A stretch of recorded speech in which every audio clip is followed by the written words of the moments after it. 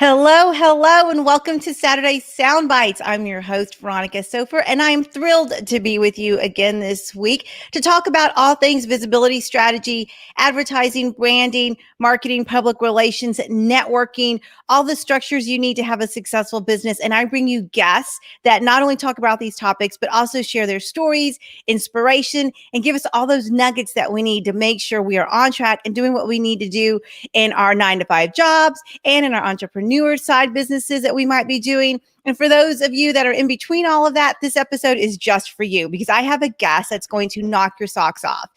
This guest is phenomenal. She had a successful 9 to 5 corporate career. She made that transition into entrepreneurship and motherhood.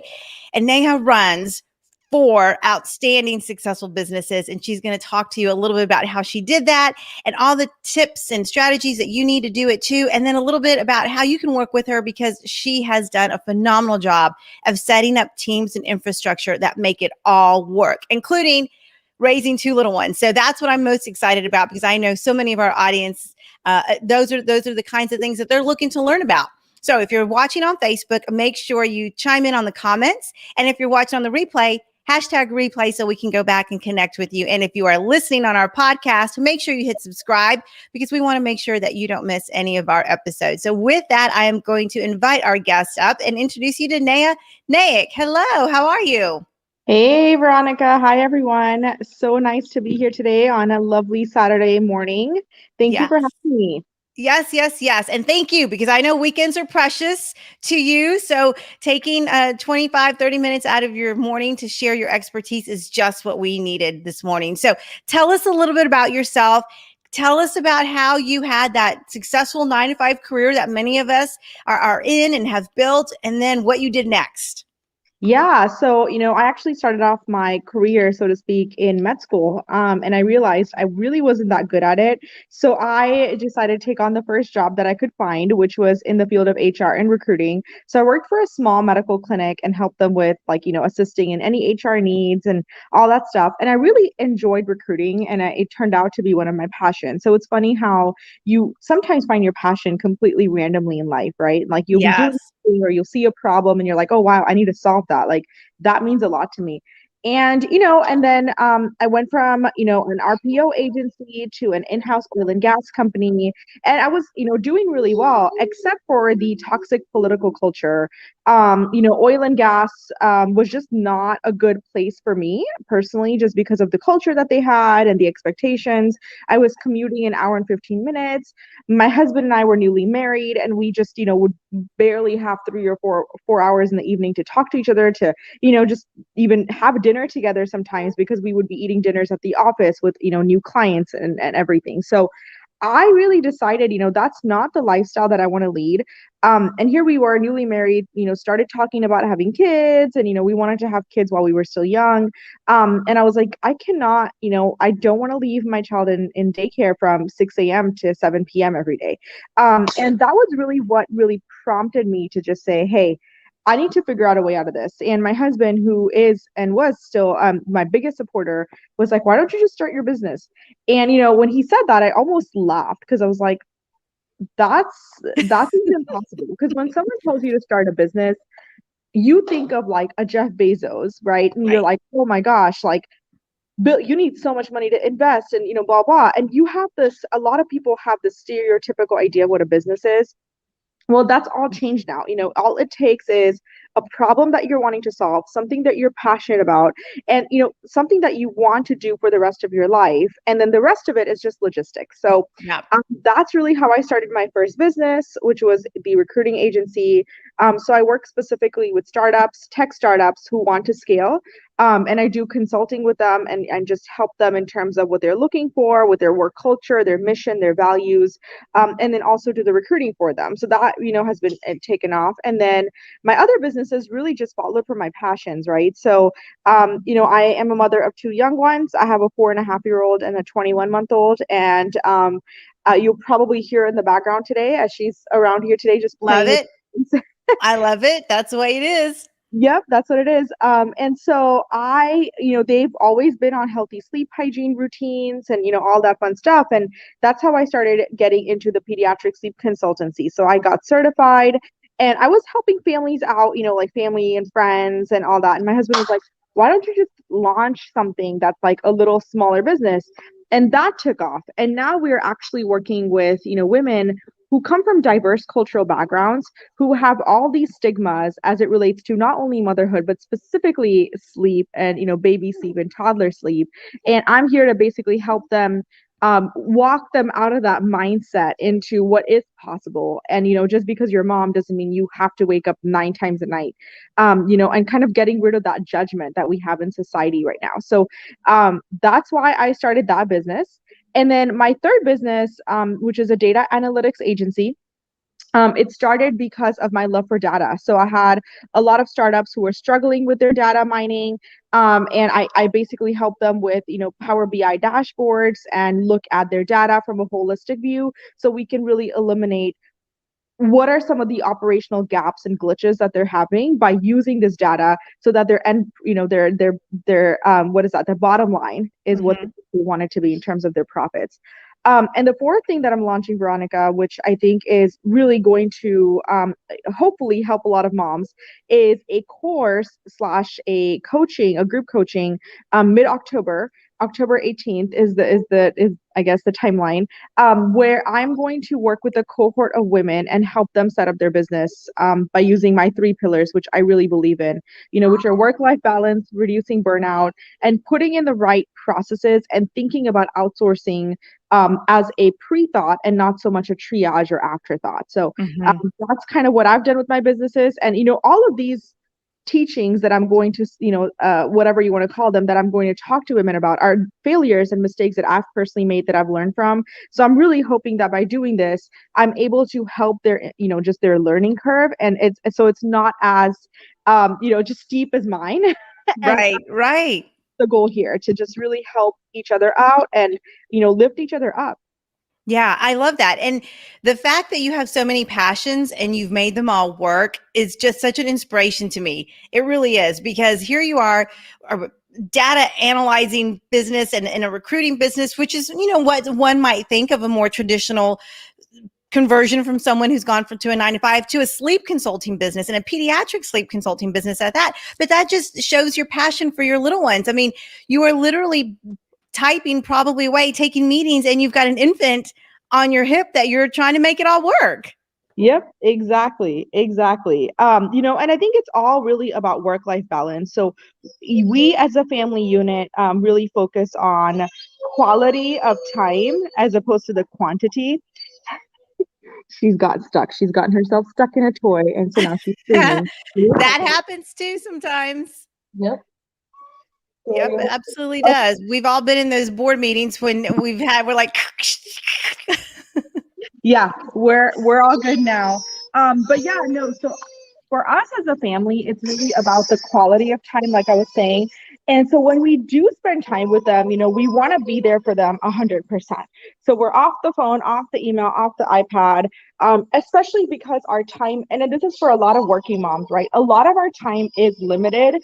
And so we do have to make the most of it, right? And that's what it amounts to.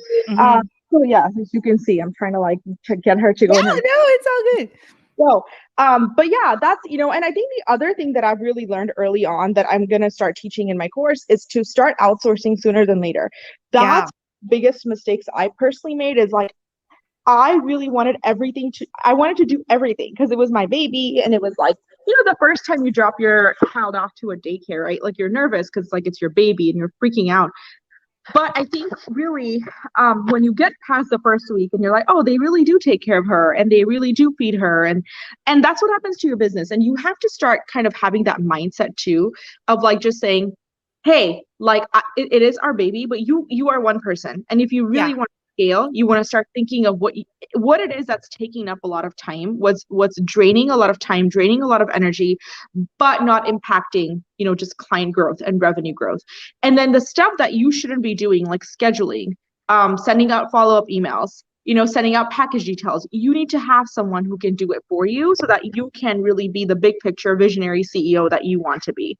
Yeah. And I wonder too, if your experience in working with some people who've made this transition, if that's harder for people who come from the corporate space, or if it's easier? Because I know as a C-suite executive, that's probably going to be a bit of a struggle for someone like me. So I wonder if you're seeing that too. Yeah, I think it's harder for someone who comes from a corporate life to do it, because a lot of times what happens is when we're working in a corporate life, we have the big boss, whoever, if it's a he or she, basically telling us what to do. And so we really go from, when we are from 9 to 5, we are more operational or operations driven. We're very much KPI driven, and we're less big picture driven because somebody else is doing the big picture stuff for us. When we shift that and become a CEO, we really need to go from the day-to-day operational stuff to the big picture stuff, because now, like Jeff Bezos isn't the one that delivers your Amazon boxes, right? Just as an example. But we know him as a CEO, and he's the one driving a lot of these initiatives on the back end. But so you need to be that visionary. And it is hard. It took me a while, and I still sometimes have problems with it. You can ask my OBM. I still sometimes have problem delegating, but I've gotten much better than I was last year. I'll say that. And just learn to let things go and be like, figure it out, like come to me if there's any issues, and then really focused on getting clients and, making sure that my clients are happy. But I would say, yeah. And if you've always had a business, or if you've seen your parents run a business, whether it was brick or mortar or service-based, I think it's a little bit of an easier transition. But at the end of the day, when you put in so much time, effort, maybe even money for any investments, and you launch this business and then it starts to grow, right? There's a lot of self-doubt and discomfort. And I see a lot of entrepreneurs struggling with that because you're uncomfortable because you are letting go. An example I'll tell you is I do not like turbulence when I fly.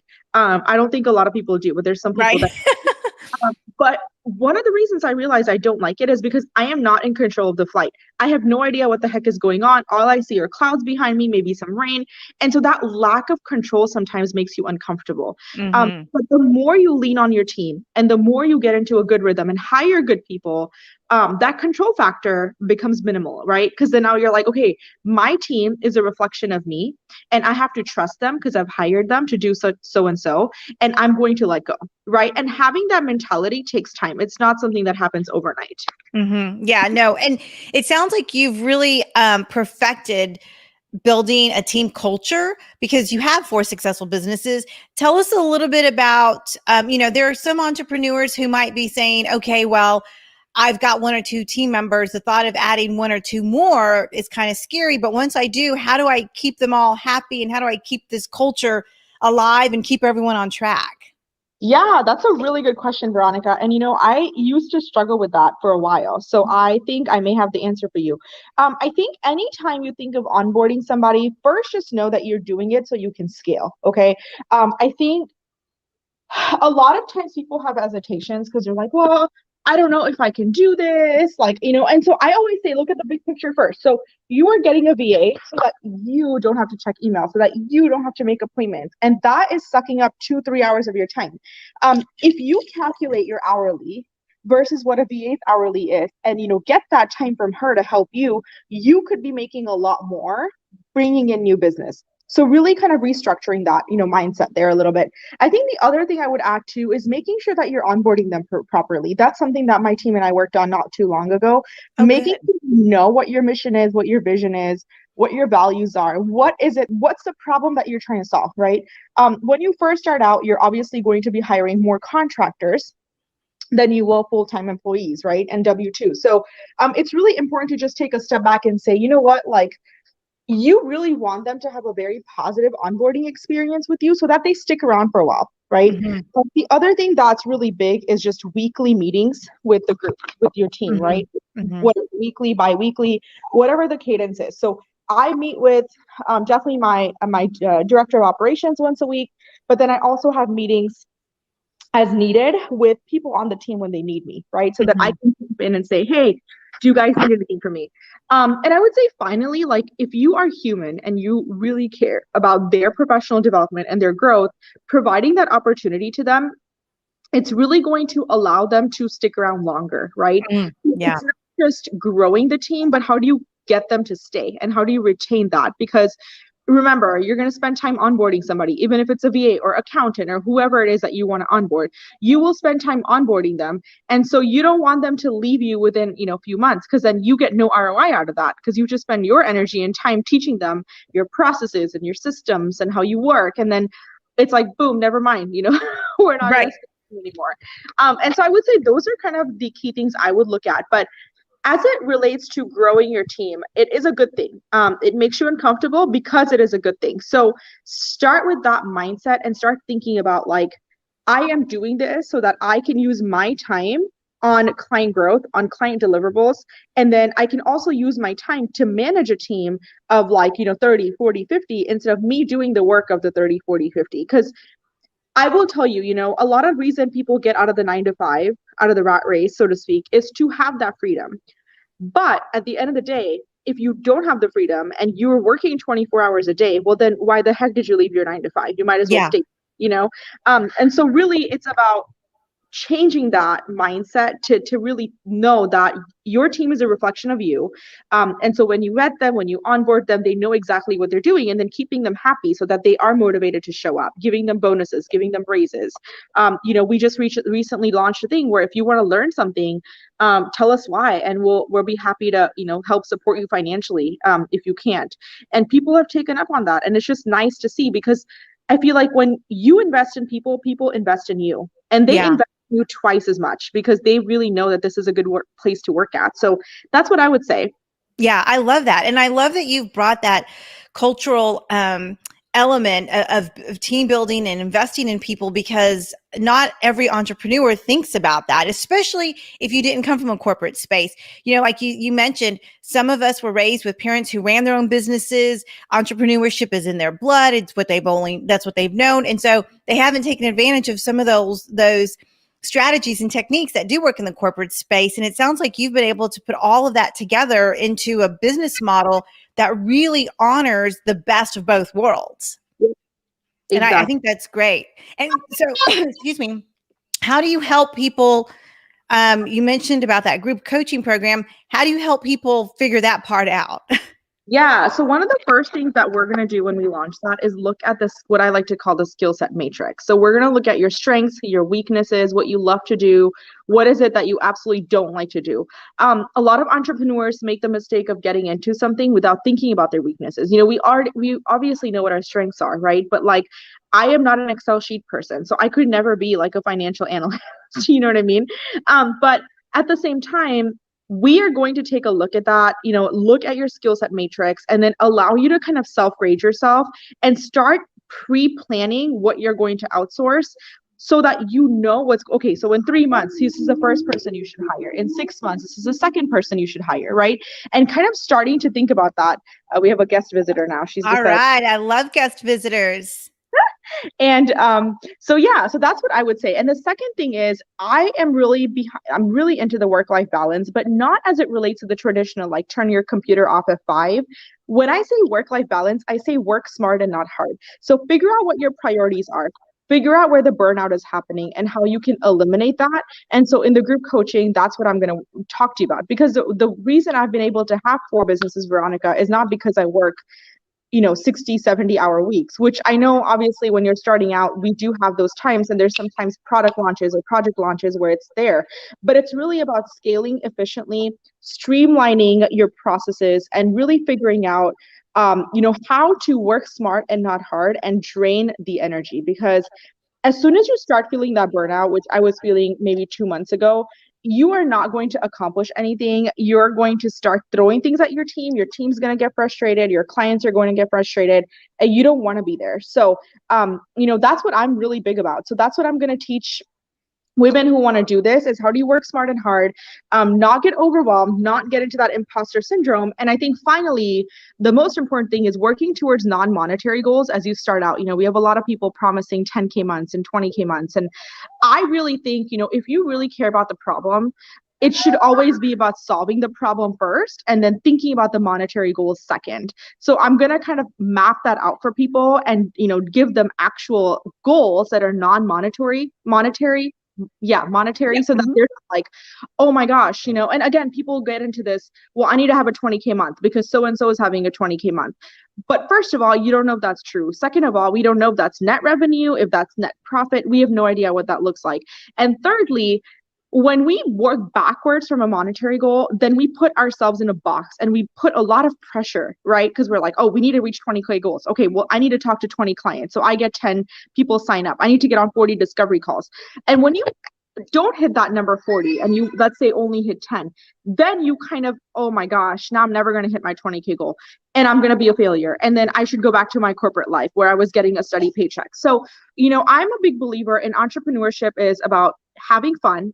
It's about solving problems, and it's really about connecting with your ideal client on a deeper level.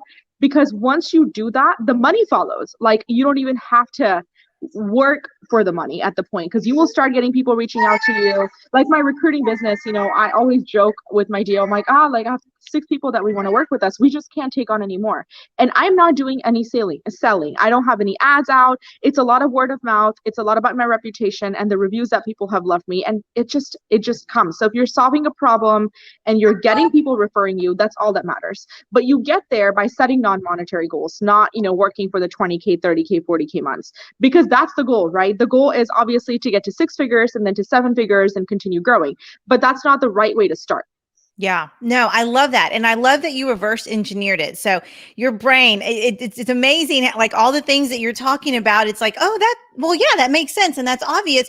But for some of us, especially those of us, again, that have come from the corporate setting, like you said, we were taught to be focused on the operations. And now we're having to pull back and think like a CEO and a visionary. And I love that you've got structures in place that help people do that. So that's just amazing. So I put your website on there because I want people to know how to work with you. I know you've got that coaching program. I love that you are doing it. You walk the walk, and the talk is there, but you're walking the walk because you're managing all of this and motherhood. And I want to be able to connect people to you. So tell us about what it looks like to work with you.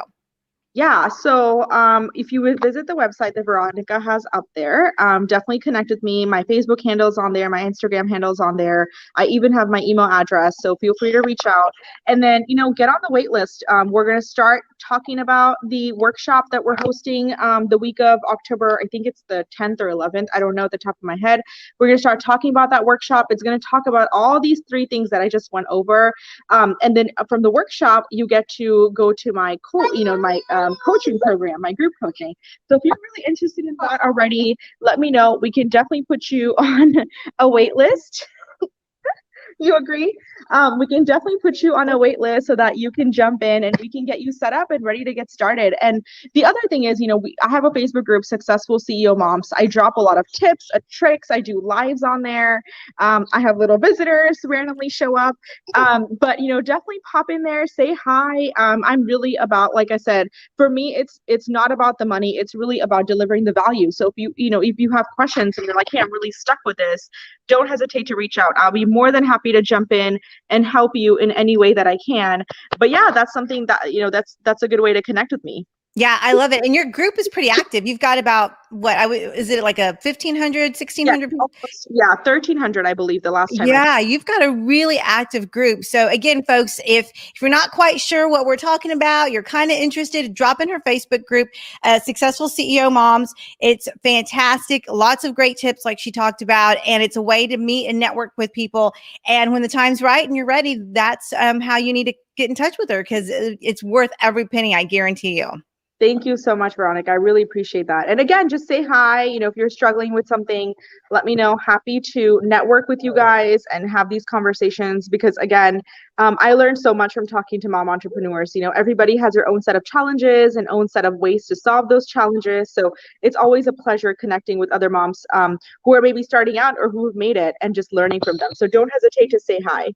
Love it. Love it. All right. Well, with that, I will let you get back to your Saturday and the most important part of your life, your little ones there, because they're beautiful. And I just thank you for your time and the strategies and tips you shared, because I know our audience is loving them. Thank you so much. Well, thank you again, everybody. I hope you guys all have a relaxing, long weekend, and happy September, almost happy fall. I'm so excited, and I will be in touch soon. Awesome. my little nugget here. And bye for now. Yay. Bye. Perfect. All right. Thanks so much. Thank you guys. And wasn't that fantastic? I love that we got to see the real deal in action because that's how it works, guys. That's how it works when you are balancing any type of side business that you have, special project, or even really considering moving into the entrepreneur space. And you've got little ones at home, there is a way to make it work, guys. We just saw. So be sure to connect with Neha. I've got her website up there. And with that, we are going to wrap up this episode of Saturday Soundbites. I appreciate everyone tuning in. And if you have an opportunity, make sure you visit the website there. I've got that listed for us to talk about. You can see all the great things that we've got going on as well. And find us on Facebook. If you're watching on Facebook, make sure you drop us some comments so we know that you were tuning in live. And if you're listening on the podcast, make sure you hit subscribe because we want to make sure that you don't miss any episodes of Saturday Soundbites where we talk all things visibility strategy, branding, marketing, advertising, networking, and tips and strategies to help you grow your business. So with that, we're going to wrap up this episode and I look forward to seeing you next time, sending you lots of energy and light.